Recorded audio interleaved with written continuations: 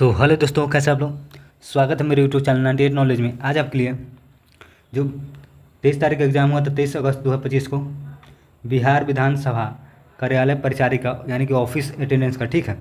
तो उसका हम लोग कल क्वेश्चन किए थे, ठीक है। और क्वेश्चन बाकी रह गया था। अगर आप लोग पिछला वीडियो 2 नहीं देखा तो जाकर देखो, उसका डाला हुआ है पिछला 2 वीडियो। और इसमें लगभग हम लोग 35 क्वेश्चन करेंगे, ठीक है। मैथ, हिंदी, जीके जीएस करेंगे, जो होता है ना वो सभी क्वेश्चन करेंगे, ठीक है, बारी बारी से। 35 क्वेश्चन, ठीक है। 35 क्वेश्चन हमारे पास लगभग। अगर अन्य क्वेश्चन हमें प्राप्त होता है कोई भी क्वेश्चन, तो उसका अगले वीडियो में करा देंगे, ठीक है। धीरे धीरे जितना क्वेश्चन प्राप्त हो रहा है मुझे, उसके अनुसार करा रहे हैं, ठीक है। तो चलिए बिना समय गंवाए वीडियो को स्टार्ट करते हैं। उससे पहले अगर आप लोग चैनल पर नए हैं तो चैनल को सब्सक्राइब कर लीजिए और बेल आइकन दबा लीजिए, ताकि कोई भी वीडियो डालेंगे सबसे पहले आपको मिलेगी, ठीक है। तो चलिए पहला क्वेश्चन देखते हैं। सभी क्वेश्चनों को बारी बारी से देखेंगे, ठीक है। और चैनल को शेयर नहीं किया तो शेयर कर दीजिए और लाइक जरूर कीजिए, ठीक है। चलिए अगले पहला क्वेश्चन देखते हैं क्या कर रहे हैं। पहला क्वेश्चन पूछा है कि इस्पात नगरी किससे कहा जाता है। इस्पात नगरी तो जमशेदपुर शहर को कहा जाता है। जमशेदपुर शहर राइट आंसर हो जाएगा। चलिए इसका डिटेल्स देख लेते हैं थोड़ा सा। इस्पात नगरी जमशेदपुर शहर को कहा, जो झारखंड में स्थित है। कहाँ है? जमशेदपुर शहर को कहा जाता है, कहाँ है? झारखंड में है, ठीक है। उपनामी शहर को विशाल इस्पात उत्पाद टाटा स्टील जैसे प्रमुख औद्योगिक प्रतिष्ठानों के कारण मिला, ठीक है। जमशेदपुर भारत का पहला नियोजित औद्योगिक शहर भी है। इसे टाटा नगर के नाम से भी जाना जाता है, ठीक है।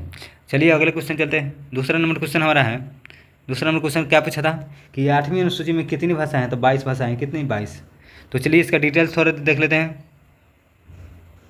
भारतीय संविधान में 8वीं अनुसूची में कुल 22 भाषाएं, ठीक है।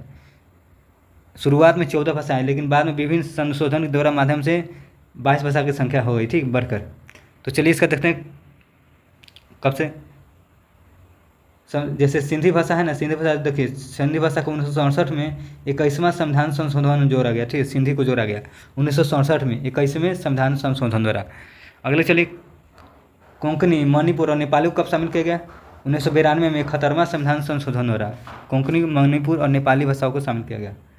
और बोडो, डोंगरी, मैथिली, संथाली को कब शामिल किया गया, बताइए आप लोग। तो इसको शामिल किया गया 92वें संविधान संशोधन 2003 में संशोधन द्वारा माध्यम से जोड़ा गया बोडो, डोंगरी, मैथिली, संथाली, ठीक है। चलिए अगले क्वेश्चन चलते हैं। अगला क्वेश्चन देखते हैं। तीसरा नंबर, संवर्ती सूची कितनी अनुसूची है। कह रहे कि संवर्ती सूची में कितनी अनुसूची है। तो 52 है, 52 विषय है, ठीक, 52 राइट आंसर हो जाएगा। अगले क्वेश्चन चलिए चौथा नंबर, जब संवर्ती सूची किसी विषय पर केंद्र और राज्य के कानूनों को टकराव होता है तो केंद्र सरकार कानून माना होगा। किसका कानून? तो केंद्र सरकार का कानून माना होता है, ठीक है। माने कि जब संवर्ती सूची विषय बनता है ना, केंद्र और राज्य के कानून को भी टकराव होता है तो किसका मान होता है? तो केंद्र सरकार मान होता है, ठीक है। चलिए इसका देखते हैं डिटेल्स थोड़ा। हालांकि यदि राज्य के कानून को राष्ट्रपति स्वीकृति मिल जाती है तो वह राज्य के भीतर मान हो सकता है, भले ही वह केंद्रीय कानून से टकराए हुए थे, ठीक है। राष्ट्रपति की स्वीकृति मिलने पर मतलब कि मान हो सकता है, ठीक है, राज्य का कानून। अगले क्वेश्चन चलिए। अनुच्छेद 254(1) यह बताता है कि संवर्ती सूची शामिल किसी भी विषय पर यदि केंद्र सरकार के कानून और राज्य सरकार के कानून में कोई भी विरोध है तो केंद्र सरकार का कानून प्रबल होगा और राज्य सरकार का कानून शून्य माना जाएगा, ठीक है। अनुच्छेद 254(1) के अनुसार, ठीक है। अगला अनुच्छेद 254(2) के अनुसार क्या कहा गया। इस नियम का एक अपवाद है, यदि राज्य सरकार द्वारा बनाया गया कानून राष्ट्रपति के विचार के लिए आरक्षित रखा जाता है और राष्ट्रपति द्वारा उस सहमति मिल जाती है, ठीक है, तो वह कानून विशेष राज्य में लागू करेगा, भले ही वह केंद्रीय कानून विपरीत हो, ठीक है। अगले क्वेश्चन चलिए। चौथा नंबर क्वेश्चन हमारा है। चौथा नंबर क्वेश्चन देखिए क्या कर पाए। संवर्ती सूची में कितनी अनुसूची है। तो करें संवर्ती सूची किस अनुसूची में है, सॉरी, तो 7वीं अनुसूची में है। संवर्ती सूची 7वीं अनुसूची में है। अगले क्वेश्चन चलिए। 5वां नंबर क्वेश्चन है, उत्तल दर्पण का उपयोग कहाँ होता है। तो उत्तल दर्पण का उपयोग साइड मिरर में होता है, ऑटोमोबाइल में होता है, स्ट्रीट लाइट में होता है, सूक्ष्मदर्शी में होता है, ठीक है। अगले क्वेश्चन चलिए। 6ठा नंबर क्वेश्चन है। 6ठा नंबर क्वेश्चन चलिए देखिए क्या करें कि किस रंग का विचलन प्रिज्म में सबसे ज़्यादा, कह रहा है किस रंग का विचलन प्रिज्म में सबसे ज़्यादा होता है। तो बैगनी, किसका? बैगनी रंग हो जाएगा राइट आंसर।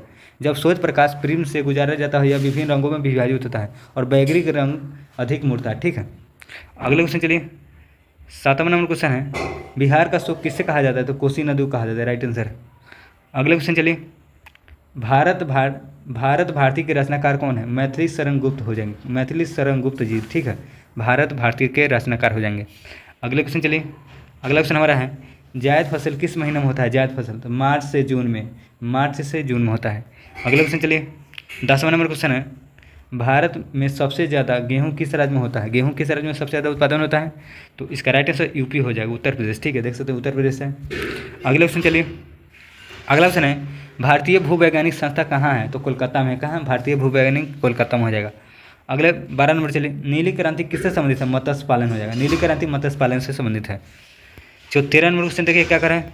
13 नंबर क्वेश्चन है कि मिट्टी के तेल में डुबा कर रखा जाता है सोडियम को मिट्टी के तेल में डुबा कर रखा जाता है। अगले क्वेश्चन चलिए, सूर्योदय में कौन सी संधि हो जाता है? गुण संधि हो जाएगा, गुण संधि राइट आंसर है।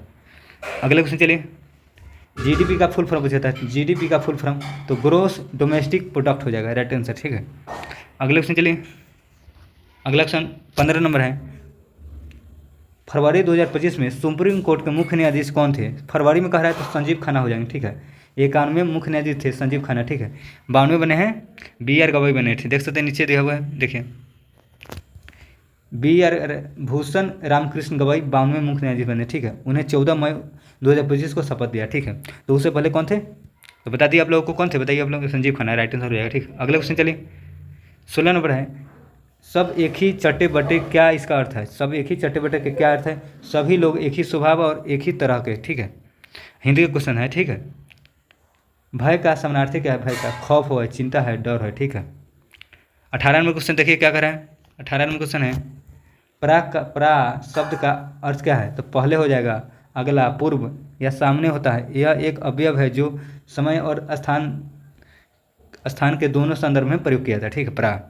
अगला क्वेश्चन चलिए, 19 नंबर क्वेश्चन है, सुंदरता का परिभाषित शब्द, सुंदरता का हो जाएगा शोभा, आकर्षण। ठीक है, अगला क्वेश्चन चलिए, कॉफ़ी का उत्पादन में पहला राज्य कौन है? कॉफ़ी में कर्नाटक हो जाएगा।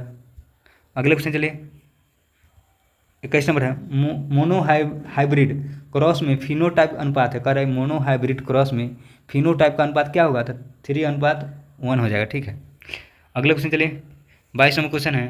22 नंबर क्वेश्चन चलिए क्या कर रहे हैं, जल विद्युत उत्पादन के लिए किस ऊर्जा को उपयोग किया था? कल जल विद्युत उत्पादन के लिए किस ऊर्जा को उपयोग किया था? तो स्थितिज ऊर्जा है, स्थितिज ऊर्जा राइट आंसर हो जाएगा। अगले क्वेश्चन चलिए, 23 नंबर क्वेश्चन है, सतत विकास का उद्देश्य क्या है? सतत विकास का उद्देश्य क्या है? वर्तमान पीढ़ी अपनी ज़रूरतों इस तरह पूरा करे कि भविष्य पीढ़ी को अपनी ज़रूरतों को पूरा करने में कोई बाधा ना हो। ठीक है, सतत विकास का राइट आंसर हो जाएगा आंसर। अगले क्वेश्चन चलिए, 24 नंबर क्वेश्चन है, निम्न में से कौन मौलिक कर्तव्य नहीं आता है? मौलिक कर्तव्य में नहीं आता है चुनाव के मतदान करना।